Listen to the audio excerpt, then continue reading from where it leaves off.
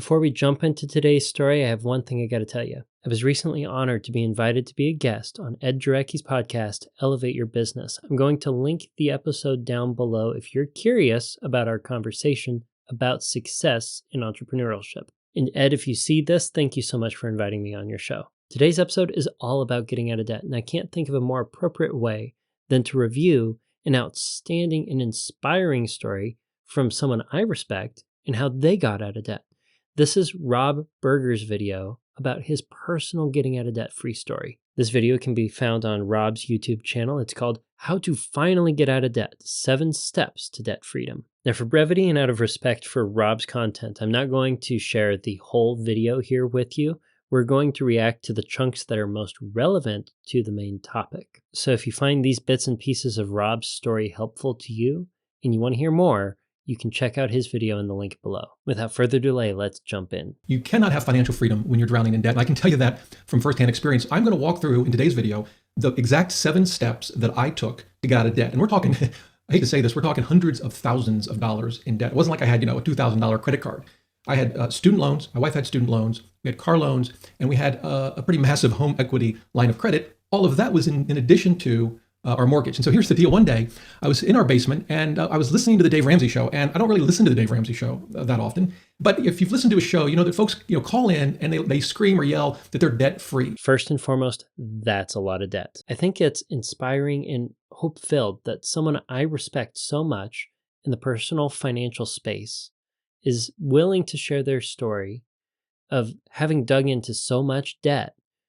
Share that story so that you can learn from it, so that you can benefit from it. Now, Rob mentioned having listened to the Dave Ramsey show, and that's where he found his inspiration. I think that is where Dave Ramsey shines the most in the personal financial space, inspiring people to become debt-free, and doing so by featuring those debt-free screams on his show. Now, I know for those of you who are past getting out of debt, the debt-free screams on the Dave Ramsey show may be the part that you skip over, as they may start to feel redundant and they don't feel relevant to what you're listening to. But for someone who is buried in debt, those debt-free screams and the stories behind them can be the inspiration that you need to jumpstart your journey. That's what happened for Rob, and it might be what can happen for you. I want to be that person. No, I've never called into the Dave Ramsey show, but I wanted to be debt-free. And in fact, let me show you this. You probably can't read it. I'll read it to you. This is a note that I wrote to myself that day. I'm listening to the Dave Ramsey show. I'm sick of all the debt we're in. I'm hearing all these people calling and screaming that they're debt-free. So here's what I wrote, June 15th, 2005. I even put the time. It was 6:31 p.m. And I said, I will be totally debt-free by June 15th, 2012. I gave myself 7 years. And I even underlined totally, because in my mind, I included the mortgage. And guess what? We failed, right? June 15th, 2012, we weren't totally debt-free, but we were on our way. Oddly enough, that ties directly into my definition of success that I mentioned on the Elevate Your Business podcast. I largely think of success as a state of being, as something that can be a decision. Someone who is successful is someone who fails, and fails a lot. They just learn from their success, and they grow onward and upward. They stand on a pile of failures, significantly more failures than someone who identifies as a failure, someone who is burdened by their failures, someone who sits at the bottom of their pile of failures, feeling crushed by them. To identify as a success is to move past your failures, not let them weigh you down, and let them motivate you to be successful. Again, success is a state of being, and that can be true in your getting out of debt journey. When we're presented with ideas to accomplish something, particularly in the world of finance, immediately we can come up with, if you're like me, a dozen reasons why it won't work. That won't work because of this reason or that reason. And what I want to encourage you to do as we go through the 7 steps is to at least keep an open mind and ask, okay, yeah, it seems impossible for me to sell my car, but what if I did? Now, as you do that, you may conclude after you've given it a lot of thought and walked through these what if questions, yeah, I can't sell my car. That's not a good decision, but you shouldn't immediately object to it. Keep an open mind. Ask, what if? Well, what if I did that? Well, these 3 problems would be created. All right, well, how might I solve those problems? This what if mentality, in my opinion, is something that can be very helpful when you're brainstorming anything. It can help you get out of a rut if you feel stuck or you feel like you are trapped by debt. Considering things that feel almost taboo, like selling a car or selling a home, to change your circumstances can be a key to you finding how to be financially free. Maybe the most obvious, but it's one that I see skipped over a lot, and that is you got to say no to any new debt. If we go back to June 2005, I'd made this commitment, I'd written it down, and wouldn't you know, we're out shopping for some furniture, and what do they offer us but 0% financing for 12 months. And at first I thought, well, that makes sense. I can keep the money in a savings account, earn a little bit of interest. It won't cost me anything. I started to justify the new debt. And then I remembered my commitment that I had written down. I said, I'm not going to go into more debt, even if it seems like a good deal. One of the reasons was that I was afraid it would cause us to spend more on furniture than we otherwise would. When you've got to actually take the money out of the bank, out of the checking account or out of the savings account and spend it, it hurts. It hurts a lot. And it affects how you spend your money. And that's something that Dave Ramsey talks about. And Dave Ramsey is right on the money when it comes to that point. And we talk about that in HopeFilled Financial Footstep number 2. If you didn't see the episode that covers taking control, we're going to go ahead and make sure that's linked below too. But getting out of debt is more than just a process. It's more than a series of steps to say, here's where I am, I'm going to be debt free. We got to commit to the bit and not add any more debt to the pile, even when the debt seems like a good idea. 0% down financing with 0% interest for an introductory period is simply a gateway drug into a debt is good mentality when it comes to consumption. And Rob's exactly right. When you have that mentality, you end up consuming more than you otherwise would. Now I'm going to reiterate this in the main topic, but when you think of debt, I want you to be thinking about it representing a promise that you are committing your time to work to pay that debt off. You're not only just committing that time to pay off the debt that is outstanding, but you're also committing the time to pay for the interest in order to pay for the privilege to have debt. You are promising your future away so that you no longer have a decision with your time in the future. You have to go to work because you have to, not because you want to.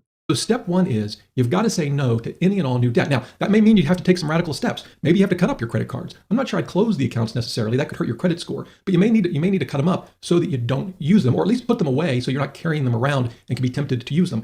For example, take your credit cards, pop them in a Tupperware, fill it with a little water, stick it in the freezer. That ice block will give you enough friction between you and your credit card to prevent you from using it if you're not willing to cut them up. The other thing you've got to do is understand where your money is going. Now, they call that budgeting, and a lot of people don't like that word. That's fine. Call it whatever you want. Call it your debt freedom spreadsheet or something a little more positive. But you have to understand where your money is going. There are plenty of free tools you can use to do that. Rob is exactly right. In order to get out of debt, we need to have a written plan for our money, a written plan that is actionable, that is practical, that is frugal. We need to have a written plan that we can believe in. And this actually reminds me of one of my favorite quotes of all time that's attributed to Pablo Picasso. Our goals can only be reached through the vehicle of a plan in which we must fervently believe and upon which we must vigorously act. There is no other route to success. Step 2, pretty straightforward, but you need to understand the debt that you have. I've talked to a lot of people, and I'll ask them, what's the interest rate on that debt you have? And they don't know. And I'll ask them, well, what's the balance on it? How much do you still owe? And they're not sure about that either. You may very well, but right now, be facing a fear of your debt, a fear of money in general. You don't want to look at what you have. It can be very valuable and a good first step to paying off your debt to simply go through your accounts, go through the balances, go through the interest rates, write them down in a list. Believe me, it's not only going to help you emotionally to face that fear, it's going to be something you need to practically do in order to follow the next steps. Get rid of any debts that we can. And oftentimes that is from selling something associated with the debt.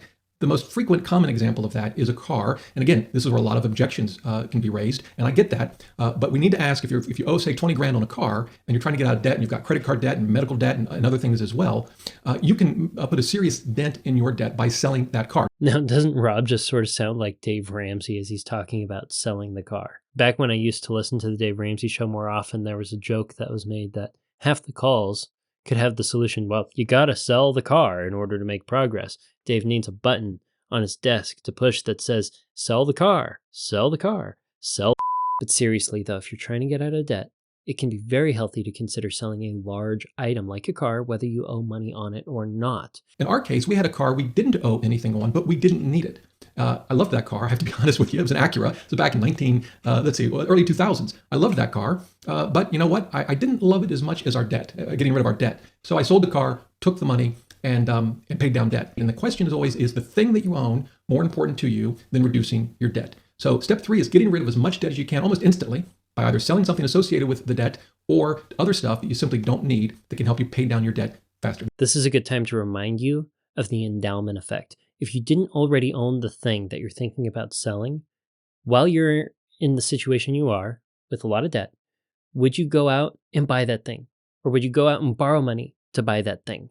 Number four, step four of 7 steps is you want to lower your interest rates where you can. And this goes back to the list of all of your loans. One of the things I had you write down was the interest rate that you're paying on all of the loans. And you want to go loan by loan and ask, can I somehow lower the interest rate on this loan? Well, this is very good advice. I want to give you a warning. Just because you are able to move a debt from something that's higher interest to something that's lower interest, or something that has the interest deferred for an introductory period, doesn't mean that you've actually made progress. Step 5 is increase your income. Now, I know that's sort of an easy thing to say, but this can supercharge your debt pay down. And I'm going to show you a specific example. Some of the things I've done in the past, you get a second job, or some of you with 2 jobs, you get a third job. Even a relatively small amount of extra income can go a long way to paying off your debt. I want to give you a specific example, and this one is with a side hustle. Just to encourage you, if you're a little resistant to the idea of going out there and working harder to pay off your debt with a second job or a side hustle, it can be very, very helpful. As Rob says, it supercharges your get out of debt journey.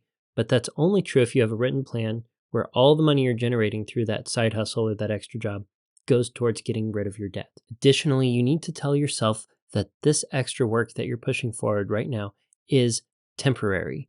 If you can, in a written plan, calculate how long you need to push in order to get your debt out the door and accept this extra work for what it is, temporary, you may emotionally be able to accept this strategy is more viable than otherwise. Number 6 is reduce your expenses. Now, I know that's sort of an easy thing to say, but I want to give you a specific strategy. But are there ways to save money without changing our lifestyle? I ended up calling these painless ways to save money, and it actually led to something that I call the money audit. And it's really simple. What we do is we go through all of our monthly bills. So this isn't, shopping for groceries or clothes, but the actual monthly bills. So this would include gym memberships, all our streaming services, any insurance that we have, of course, rent and mortgage, all of the loan payments. But list all of our monthly bills. And I go down through them one by one, and I ask basically 2 questions. Do I need it? If we have 5 streaming services, can I get rid of 3 or 4 or 5 of them? Do I really need all of them? Do I really need that gym membership? I want to highlight one thing that's very important here. What Rob is talking about is the difference between your wants and your needs. And I love that he highlights that there are painless wants that may be taking our money away right now, like subscriptions that we don't use, be it for a gym membership or a streaming service, or maybe there's an insurance product that we have that's completely redundant to what we need. I made a full episode about that as well that I'll link in the description. And that's why I included doing a review of your insurance situation in HopeFilled Financial Footstep number 2, so you could cut down your expenses where they're not needed, or if you're currently not deferring the risk that you need to defer, you can throw it in there now, as once you start getting a plan to get rid of risk in your life, Murphy can come knocking at your door. But essentially, what we need to consider here is something called the gap. I'll reiterate it in the main topic, but the gap is the difference between your income, what you're bringing home every month, and the total amount of your expenses.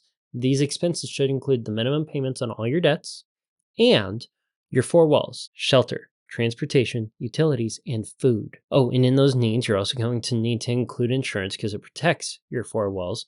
You add those up with your minimum debt payments, subtract it from your income. That gives you the gap.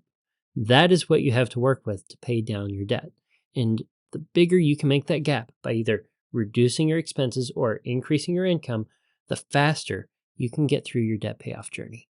You very well may choose to keep some or all of them. That's fine, but you should at least ask the question through each monthly bill, do I really need this? Is it as important to me as getting out of debt? You have to make that decision for yourself. I can't make it, but that's exactly what we did. Our 7th and final step is really, really critical, and it's that you need to use the debt snowball method. I'm so glad that Rob brought up the debt snowball. That's what we're going to be talking about in today's main topic.